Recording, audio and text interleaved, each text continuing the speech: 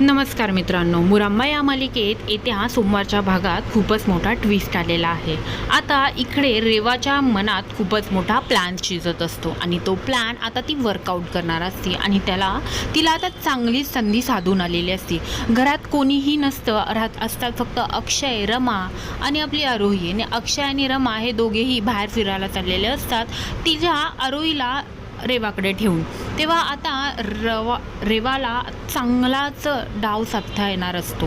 आता काय होतं, आपली रमा आणि अक्षय हे बाहेर चाललेले असतात तेव्हा ते दोघेही बाहेर निघून जातात। मावशी कधीतरी आपण खेळ खेळूया असं बोलल्यानंतर ना आरोही एकटीच असते। तेव्हा रेवा तिला म्हणते, आरोही आपण एक गेम खेळायचा आहे का, गेम खेळायचा का? तेव्हा आपली छोटी आरोही म्हणते की गेम काय खेळायचा का गेम? तेव्हा ती म्हणते शिक्षा शिक्षा, जुना हिशोबाचे बदला असं ती बोलते। मनातल्या मनात पुटपुटते, पण आरोहीला आपल्या काहीही कळत नाही। ती तिला सांगते चल आपण घरात जाऊ असं बोलून ती तिला घरात घेऊन जाते आणि घरातले ड्रॉवरमधली गन बाहेर काढते आणि ती फुल लोड करते आणि तिला सांगत असते की हे सगळं ऑपरेट कसं करायचं, काय करायचं, ह्या सगळ्या गोष्टी सांगत असते आणि कसं घाबरायचं, कसं शांत बसायचं, या सगळ्या गोष्टी ती तिला शिकवत असते। आणि तेव्हा हे सगळं ॲक्शन मोडमध्ये चालू असतं।